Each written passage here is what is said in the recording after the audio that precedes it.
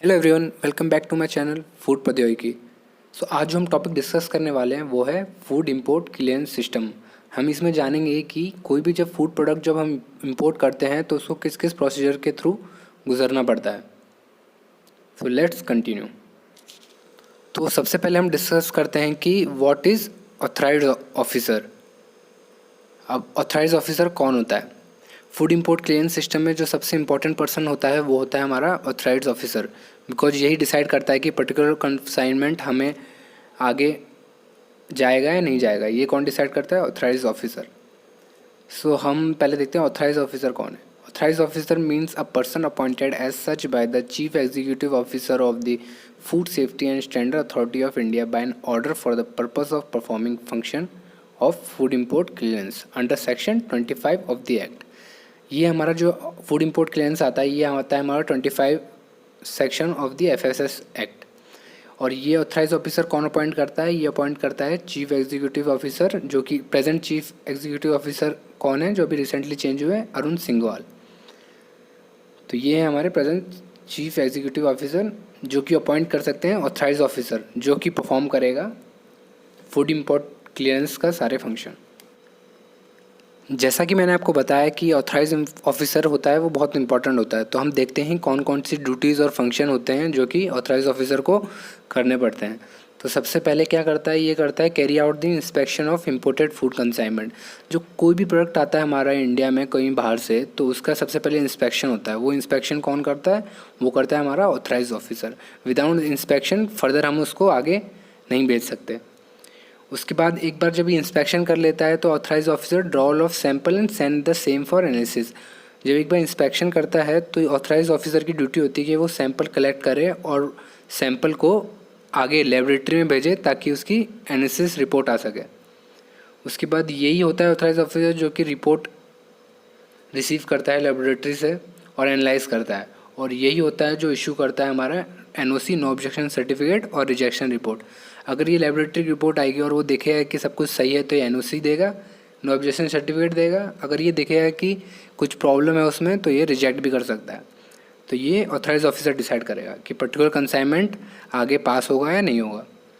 आगे है to maintain the database of food importer within his जुडिक्शन।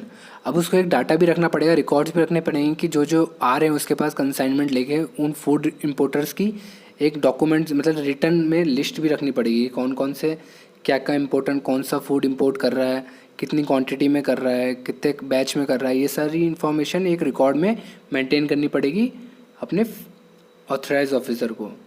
उसके बाद है to report the concern licensing authority on any violation of any licensing condition by the food importer. अब कोई food importer कोई चीज़ import करता है और अगर आप समझो ऑथराइज ऑफिसर हो, आप देखते हो कि इसमें कुछ प्रॉब्लम आ रही है जो कि हमारे लाइसेंसिंग अथॉरिटी लाइसेंसिंग की कंडीशन के अगेंस्ट है, तो आपकी ड्यूटी बनती है कि आप ये इन्फॉर्म करें कंसर्न लाइसेंसिंग अथॉरिटी को कि पर्टिकुलर चीज़ इसमें गलत है, आप ये मेंशन करना पड़ेगा, ये आपकी ड्यूटी है।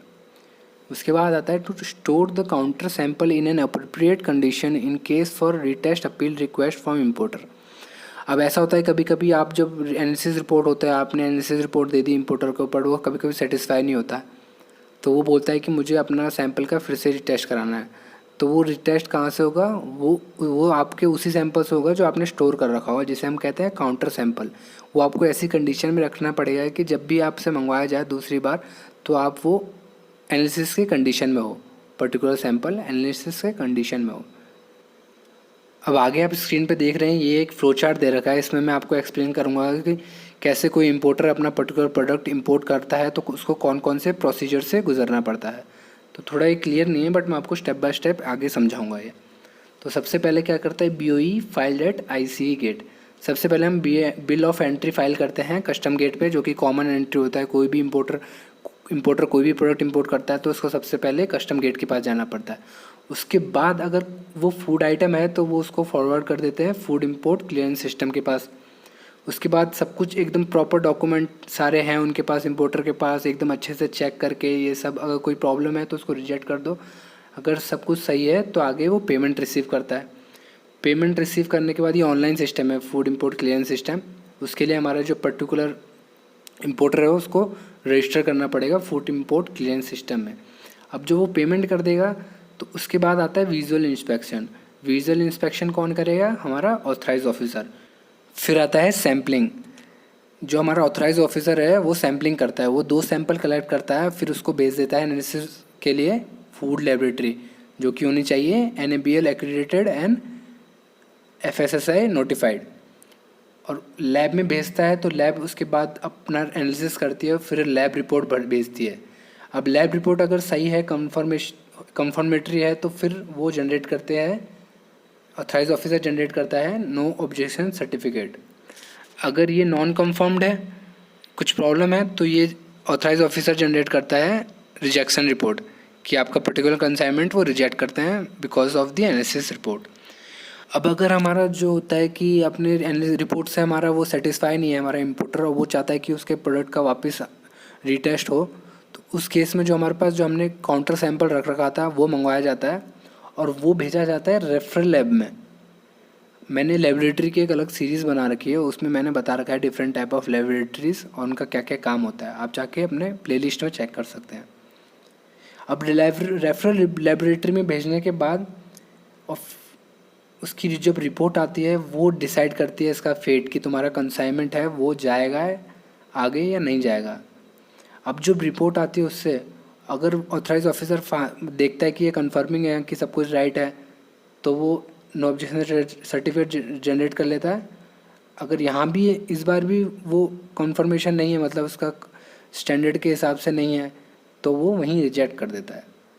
तो ये होता है पूरा सिस्टम की कैसे जब भी कोई फूड इम्पोर्टर इम्पोर्ट करता है अपना फूड, तो उसको किस किस प्रोसीजर के थ्रू जाना पड़ता है। मैंने फ्लो चार्ट में आपको एक बेसिक आइडिया दे दिया है कि किस स्टेप के बाद क्या आता है। अब मैं आपको एक एक करके स्टेप बाय स्टेप ब्रीफ में बताऊंगा। तो सबसे पहला होता है हमारा bill of entries filed at custom ICE gate on single window interference for facilitating trade. जो हमारा बिल ऑफ एंट्री हम कहाँ देते हैं? कस्टम में देते हैं। वो क्या होता है? Single window interference for facilitating trade. अब शिफ्ट क्या होता है? शिफ्ट होता है हमारा सिंगल विंडो सिस्टम जो कि प्रोवाइड किया जाता है कस्टम के द्वारा, जहाँ की सारे इम्पोर्टर हैं, जितने इम्पोर्टर हैं वो जाके अपना अप्लाई कर सकते हैं इम्पोर्ट क्लियरेंस के लिए। ठीक है। उसके बाद सेकंड स्टेप आता है हमारा रिस्क मैनेजमेंट सिस्टम। ये पूरा एकदम ब्रीफ में चेक करता है कि सब कुछ एप्लीकेशन जो दिया है, सारे डॉक्यूमेंट सब कुछ सही है। उसके बाद ये देखता है कि अगर इसको FSI की क्लियरेंस की ज़रूरत है तो आगे फॉरवर्ड कर देता है, जो कि मोस्टली होता है हमारा फूड प्रोडक्ट के लिए। उसके बाद ये फॉरवर्ड कर देता है FSI की ऑनलाइन प्लेटफॉर्म, जिसको कहते हैं हम फूड इम्पोर्ट क्लियरेंस सिस्टम के। और फिर इसके बाद थर्ड स्टेप आता है कि हमारा जो इम्पोर्टर्स होते हैं उनको हमारा फूड इम्पोर्ट क्लियरेंस सिस्टम में रजिस्टर्ड होना चाहिए, तभी वो आगे फर्दर प्रोसीड कर पाएंगे। उसके बाद फोर्थ स्टेप आता है, वो हमारा होता है FSSAI accepts the BOE and may ask for further details for importer. उसके बाद FSSAI है वो अपना एप्लीकेशन बिल ऑफ एंट्री वो आपका एक्सेप्ट कर लेगा, और अगर उसको कुछ चाहिए होगा और डॉक्यूमेंट फर्दर कुछ डॉक्यूमेंट चाहिए होगा तो आपको वो आगे इन्फॉर्म कर सकता है ऑनलाइन प्लेटफॉर्म पे ही। और आपको ऐसा नहीं है कि फिजिकल प्रेजेंट होना पड़ेगा, वो आप ऑनलाइन ही उसको सबमिट कर सकते हो, आपको वो फैसिलिटी प्रोवाइड की जाएगी। अब फोर्थ स्टेप है, if all the relevant information is provided authorise officer fix appointment for the inspection of the consignment. अब जब वो देखता है कि आपने सारी इन्फॉर्मेशन प्रोवाइड कर दी है, तो ऑथराइज ऑफिसर होता है जो हमारा, वो फिक्स करता है अपॉइंटमेंट इंस्पेक्शन के लिए। और आपको सिर्फ 2 ही अपॉर्चुनिटी दी जाएंगी, आपको उसी में कंफर्म करना पड़ेगा अपॉइंटमेंट। इसके बाद फिफ्थ स्टेप आता है, on inspection if everything is found satisfactory including labelling and packaging requirement the samples are drawn and if not authorise officer reject the consignment and issue non confirming report. अब inspection में होता है क्या? Inspection में हमारा जो authorise officer होता है वो तो सब कुछ चेक करता है। वो चेक करता है कि आपकी लेबलिंग प्रॉपर है, आपकी पैकेजिंग रिक्वायरमेंट सारी पूरी हैं और आपका कंसाइनमेंट प्रॉपर कंडीशन में है। अगर ये सब कुछ वो देखता है, वो सेटिस्फाई होता है, उसके बाद वो सैंपल ड्रॉ करता है। सैंपल वो 2 सैंपल निकालता है, ठीक है। अगर सब कुछ सही है तो अगर वहाँ उसको देखता है कि कुछ प्रॉब्लम है तो वो वहीं आपका रिजेक्ट कर देता है और आपको नॉन कंफर्मिंग रिपोर्ट दे देता है। अब क्या होता है, जब वो सैम्पलिंग कर लेता है, वो 2 सैंपल वो जो निकालता है वो उसको FSSAI notified NABL accredited laboratory में भेज देता है। अब फिर वो लैब में एनालिसिस होता है और फिर analysis report authorise officer collect करता है और वो देखता है, अगर वो कन्फर्मिंग है तो उसको नो ऑब्जेक्शन सर्टिफिकेट जनरेट करके दे देगा। अगर वो देखेगा कि नॉन कन्फर्मिंग है तो वो नॉन कन्फर्मिंग रिपोर्ट जनरेट करके आपको दे देगा। अब अगला स्टेप आता है 7th। If importer is not agreed with the finding of the laboratory report he may apply for retesting of the second sample at the referral laboratory. Outcome of test result will determine the fate of consignment.